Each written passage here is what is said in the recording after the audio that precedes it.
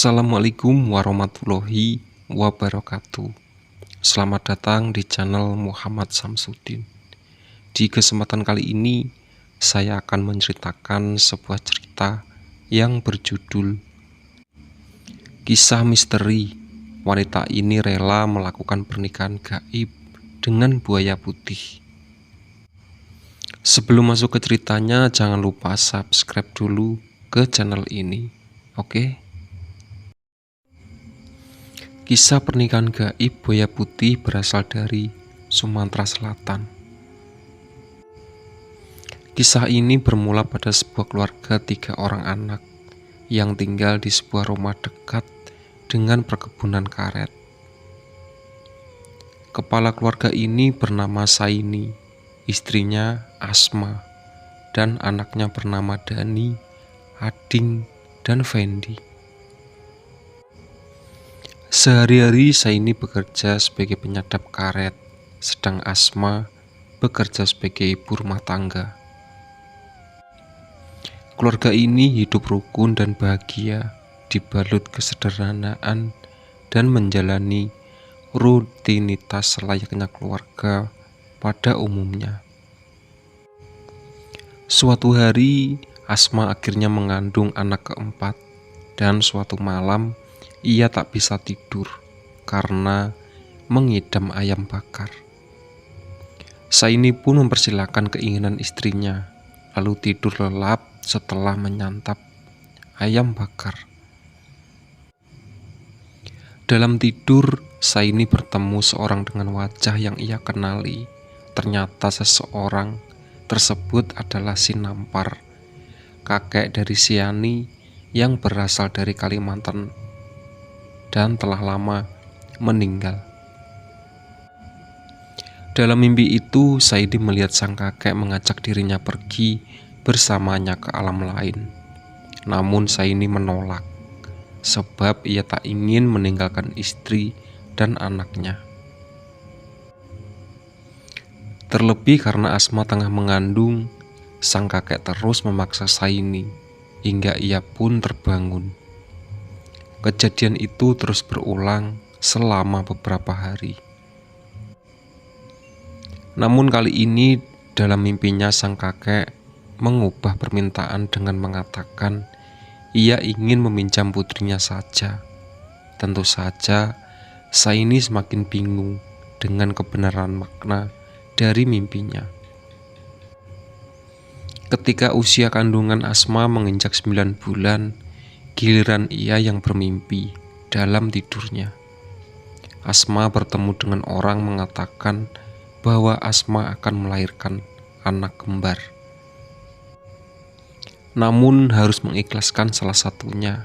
Asma terbangun dan menangis karena kaget sekaligus takut akan kebenaran mimpinya.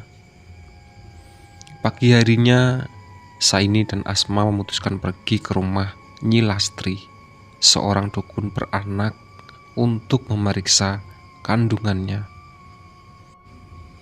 Apa yang terjadi? Nyi Lastri membenarkan bahwa bayi dalam kandungan Asma adalah kembar. Keduanya diminta untuk menginap di rumah Nyi Lastri. Ya, tahu-tahu Asmi akan melahirkan dan tidak perlu repot bolak-balik. Namun seminggu lamanya tak ada tanda-tanda kelahiran dari perut Asma, dan mereka pun pulang ke rumah. Saini dan Asma sekali curiga apakah mereka alami ada kaitannya dengan mimpi-mimpi aneh sebelumnya. Pada awal Juni 1991, tepat di bulan November, usia kandungan Asma bermimpi melahirkan perempuan dalam keadaan banjir. Betapa kagetnya ia saat bangun tengah malam dan mendapati kakinya sudah berlumuran darah.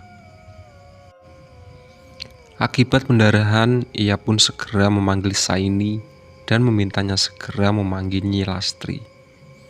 Tanpa basa-basi, saat Nyi Lastri tiba, ia segera meminta Asma segera menarik dan mendorong nafas. Namun tak ada bayi yang kunjung keluar. 3 hari berselang, barulah Asma mengalami kontraksi dan berhasil melahirkan seorang anak laki-laki. Ia heran, sebab setelah bayi laki-laki itu keluar, ia tak lagi merasakan sakit. Padahal ia menunggu satu bayi lagi akan keluar dari perutnya. Nyi Lastri mengecek dan dengan sedih mengatakan mungkin bukan rezeki Pak Saini memiliki anak kembar. Setelah melahirkan anak lelaki yang diberi nama Roni itu, keluarga ini memutuskan untuk pindah desa lain yang berlokasi di dekat sungai. Jika sebelumnya Saini bekerja sebagai penyadap karet, kini ia beralih profesi sebagai penangkap ikan di sungai. Tak lama berselang kejadian aneh terjadi.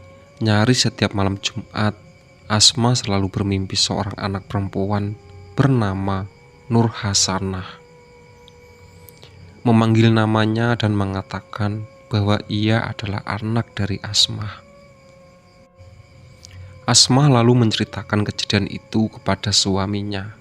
Saini pun menghubungkan mimpi ketika ia bertemu kakeknya yang berniat meminjam putrinya.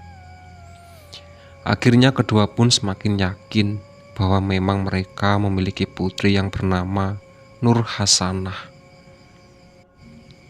Nama pemberian kakek Saini yang lahir saat Asma mengalami pendarahan tempo, hari tepatnya tanggal 6 Juni 1981. Singkat cerita, di awal Januari tahun 2000, Saini kembali bermimpi aneh. Ia melihat kakeknya muncul sambil menggendong anak buaya. Sang kakek mengatakan bahwa kehadiran kali ini untuk mengembalikan putri yang ia pinjam, sesuai janjinya bertahun-tahun lalu. Saini hanya terdiam menerima anak buaya di gendongannya. Saini kemudian terbangun kaget dan mencari istrinya, yang ternyata sudah lebih dulu bangun dan menyiapkan sarapan. Hari itu berjalan seperti biasanya. Tiba-tiba ada 2 orang yang datang. Mereka lalu memperkenalkan diri. Pria dewasa dengan cincin batu putih di jarinya adalah Satar, pendiri Padepokan Silat dari Kalimantan. Sedangkan pria muda di sebelahnya adalah Udin, muridnya. Mereka lalu menyatakan maksud kehadirannya untuk menyampaikan pesan dari alam gaib melalui batu cincinnya. Satar lalu membaca mantra yang membuat Udin seketika kesurupan sambil mencoret-coret di atas kertas. Hasil coretannya menampakkan gambar sosok seorang yang menyerupai wajah kakek Saini dan membuat Saini terkejut bukan main. Saini lalu menceritakan mimpinya 10 tahun silam pada Satar, hingga deretan kejadian aneh yang menimpanya selama ini. Satar lalu mengatakan bahwa buaya putih dalam mimpi adalah anak perempuan yang dipinjam oleh sang kakek. Saini termenung seakan tak mampu menerima kenyataan. Ia khawatir akan perkataan para tetangga jika mengetahui bahwa mereka memiliki anak berwujud buaya putih.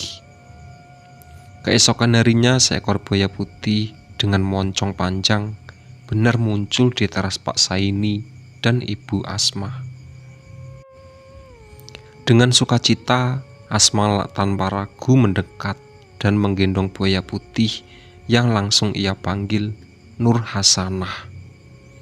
Mereka pun lalu menyiapkan kamar khusus dan merawat Nur Hasanah.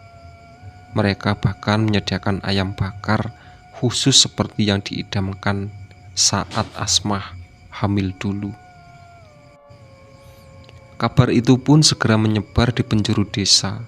Warga yang penasaran datang menemui rumah Saini dan Asma. Warga dari luar desa pun berdatangan.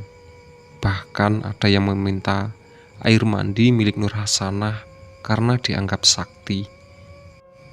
Waktu pun berlalu hingga akhirnya Nur Hasanah berusia 16 tahun. Suatu sore menjelang maghrib, seorang perempuan tiba-tiba kerasukan dan mengaku bahwa yang merasuki adalah Nur Hasanah. Ia menyatakan ingin menikah dengan temannya sedari kecil bernama Habasit, berwujud ular dari Kalimantan. Hal itu membuat Saini dan Asmah terkejut, sebab tidak pernah membayangkan bagaimana cara melaksanakan pernikahan anaknya. Mereka ragu akan dicap sebagai orang tua yang tidak waras. Seketika suara perempuan yang kerasukan itu berubah menjadi berat. Ia mengaku pada Basit bin Muhammad yang berniat melamar Nur. Bahkan Basit siap menyanggupi uang mahar sebesar 10 juta dan meminta dibuatkan kamar pengantin khusus dengan bentuk layaknya singgasana kerajaan. Dengan 7 tingkat tangga serta dihiasi dengan warna serba kuning, persiapan pernikahan pun dilakukan. Upacara ini dirangkaikan sekaligus dengan acara kataroni sebagai kembaran Nur. Saini tak lupa mengundang beberapa kerabat mereka di desa. Namun kabar itu rupanya menyebar hingga seantero provinsi. Tak sedikit orang yang menentang pernikahan ini, bahkan polisi harus memanggil Saini akibat kehebohan warga dan tokoh agama yang menentang acara pernikahan dianggap berujung syirik ini. Namun berkat saran dari Satar, acara tetap dilaksanakan, namun dengan kedok acara hitanan Roni. Sedangkan akad nikah antara Nur dan Basit akan dilaksanakan pada siang hari pukul 2 di kamar khusus. Saat akad nikah akan dilaksanakan Satar terlebih dahulu membuka mata batin Asmah dan Saini. Seketika Saini dan istrinya melihat keriuhan dalam kamar yang langsung terlihat amat luas. Ada banyak makhluk aneh yang menghadiri pernikahan gaib ini. Namun bentuknya separuh manusia, separuh hewan. Mulai dari kerbau, banteng, monyet, dan lain-lain. Nur dan Basit sendiri terlihat berpakaian layaknya pengantin di singgasana yang megah. Beberapa orang yang tidak menentang pernikahan Nur dan Basit tetap datang dan masuk ke dalam kamar untuk membelai.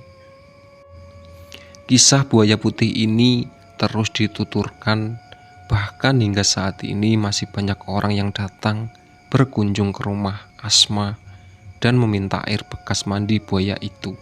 Katanya bisa menyembuhkan luka ataupun sebagai penglaris usaha.